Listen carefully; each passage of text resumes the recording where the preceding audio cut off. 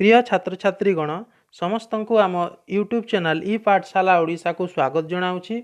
आज आम सप्तम श्रेणीर भूगोल बहिर प्रथम पाठ आम परिवेश विषय किछि शिखिबा।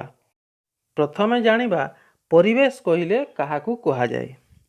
परिवेश हेउची आम चारिपाखरे घेरी रहितिबा विभिन्न प्रकार वस्तु जिनिस यथा पानी, पवन, पहाड़, पर्वत, माटी, घर इत्यादि जेकोसी जिनिस आम चतुर्पार्श्व आमको जहाँ जहाँ किछि देखा जाउची समस्त को नहीं आम परिवेश गठित।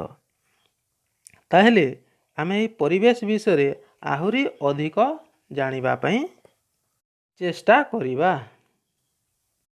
परिवेशर विभिन्न उपादान कहिले प्रथमतः जदि आमे प्राकृतिक परिवेश को देखिबा ताहाकू चारि भागरे विभक्त कराहेछि जैवमंडल, अश्ममंडल, वायुमंडल और बारिमंडल। एवं जदि आमे मनुष्यकृत परिवेश को ध्यान देबा ताहेले विभिन्न प्रकार अट्टालिका बा जहाकू घर बड़ बड़ कोठा कहा जाउछि, पार्क, पोल, रास्ता, विभिन्न प्रकार मंदिर, कीर्ति शिल्प इत्यादि को मनुष्यकृत परिवेश कहा जाए। ता मध्यरे पुणी विभिन्न प्रकार जीव जंतु इत्यादि को नहीं आमर परिवेश गठित। तत्पर आमे भौतिक परिवेश विषय जानिबाकू पाइबा। भौतिक परिवेश हेउची पृथ्वीर जल, स्थल, वायु को नहीं भौतिक परिवेश गठित। पिला माने तुमे पूर्व श्रेणी रे पढ़िथिबो जे अश्ममंडल, वायुमंडल, बारिमंडल और जैवमंडल संबंध रे किछि किछि परिचित थिबो। आस एही संबंध रे आमे एठारे अधिक किछि जानिबाकू पाइबा। पृथ्वीर कठिनतम भूत्वक बा शक्त उपरी भाग को अश्ममंडल कहा जाए। ना कौन कहा जाए? अश्ममंडल क्या कहा जाए? पृथ्वीर कठिन भूत्वक बा शक्त उपरी भाग को अश्ममंडल कहा जाए। यह विभिन्न खनिज द्रव्य और शिलारे गठित। यह हूँ मुख्य जिनिस जे अश्ममंडल क्या क्या नहीं गठित? खनिज द्रव्य और शिला को नहीं गठित। यार उपरी भाग में मृत्तिकार एक पतला आवरण रही थाए। यही अश्ममंडलर उपरी भाग में मृत्तिकार एक पतला आवरण रही थाए। पृथ्वीर उपरी भाग असमान। तुम्हें तो जानी पिले दैनंदिन जीवन में विभिन्न स्थान में विभिन्न प्रकार भूमि रूप देखा जाए। पृथ्वीर उपरी भाग असमान, कौन से स्थान समान होई न थाए। पर्वत, मालभूमि, समतल भूमि, उपत्यका आदि भूमि रूप जो भूपृष्ठ असमान रही थाए। यही भूमि रूप उभय स्थल भाग और समुद्र सज्जारे रही।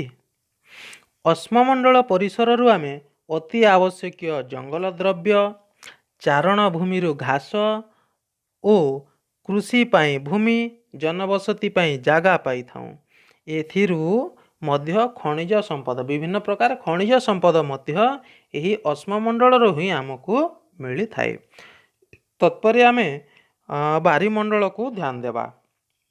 पृथ्वीर समस्त जलराशि को नहीं बारिमंडल कहा जाए। ताहेले पिला माने बारिमंडल क्या कहा जाए? ना पृथ्वीर समस्त जलराशि को बारिमंडल कहा जाए।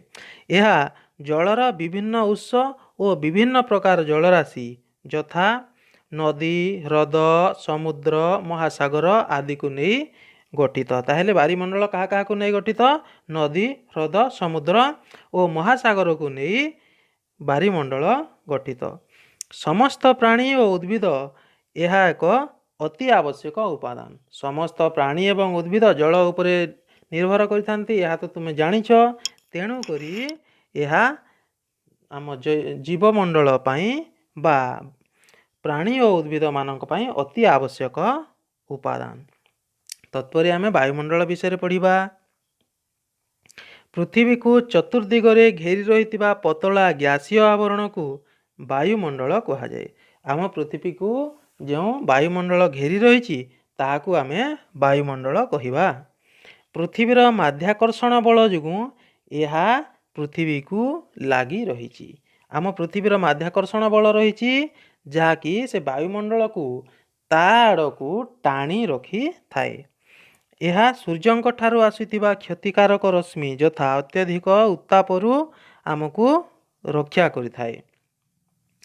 ତାହେଲେ ସୂର୍ଯ୍ୟରୁ ଆସୁଥିବା କ୍ଷତିକାରକ ରଶ୍ମି କ'ଣ କ'ଣ? ଅତି ବାଇଗଣୀ ରଶ୍ମି ଓ ଅତି ଲୋହିତ ରଶ୍ମି, ଯାହାକି ଆମ ଚର୍ମରେ ପଡ଼ିଲେ ଆମକୁ ଚର୍ମ କର୍କଟ ହୋଇଥାଏ ଏବଂ ବିଭିନ୍ନ ପ୍ରକାର ଅନ୍ୟ ସବୁ ଅସୁବିଧା ଗୁଡ଼ାକ ହୋଇଥାଏ। ତାହେଲେ ବିଭିନ୍ନ ଗ୍ୟାସ୍, ଧୂଳିକଣା ଓ ଜଳୀୟ ବାଷ୍ପକୁ ନେଇ ବାୟୁମଣ୍ଡଳ ଗଠିତ। ବାୟୁମଣ୍ଡଳର ଉପାଦାନ ହେଲା ବିଭିନ୍ନ ପ୍ରକାର ଗ୍ୟାସ୍, ଧୂଳିକଣା ଓ ଜଳୀୟ ବାଷ୍ପ। ବାୟୁମଣ୍ଡଳରେ ପରିବର୍ତ୍ତନ ଯୋଗୁଁ ପାଣିପାଗ ଓ ଜଳବାୟୁରେ ପରିବର୍ତ୍ତନ ଘଟିଥାଏ। ଉଭୟ ପ୍ରାଣୀ ଓ ଉଦ୍ଭିଦଙ୍କୁ ନେଇ ଜୈବମଣ୍ଡଳ ଗଠିତ। ତତ୍ପରେ ଆମେ ଆସିଗଲେ ଜୈବମଣ୍ଡଳକୁ। ଜୈବମଣ୍ଡଳ କାହା କାହାକୁ ନେଇ ଗଠିତ? ଉଭୟ ପ୍ରାଣୀ ଓ ଉଦ୍ଭିଦକୁ ନେଇ ଜୈବମଣ୍ଡଳ ଗଠିତ। ଏହା ଅଶ୍ମମଣ୍ଡଳ, ବାୟୁମଣ୍ଡଳ ଓ ବାରିମଣ୍ଡଳ ଅନ୍ତର୍ଗତ ପାରସ୍ପରିକ ସମ୍ବନ୍ଧ ଥିବା ତଥା ଜୀବନ ଧାରଣ ପାଇଁ ଆବଶ୍ୟକ ଉପାଦାନ ଥିବା ପତଳା ସ୍ତରକୁ ବୁଝାଏ। ତାହେଲେ ଜୀବମଣ୍ଡଳର ଏହି ଉପରୋକ୍ତ ତିନୋଟି ମଣ୍ଡଳ ସହିତ ସମ୍ବନ୍ଧ ରହିଛି।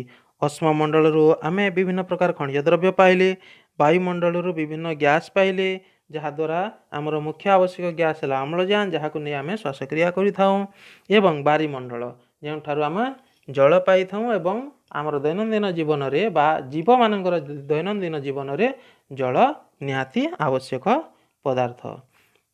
ତାହେଲେ ଶିକ୍ଷାର୍ଥୀମାନେ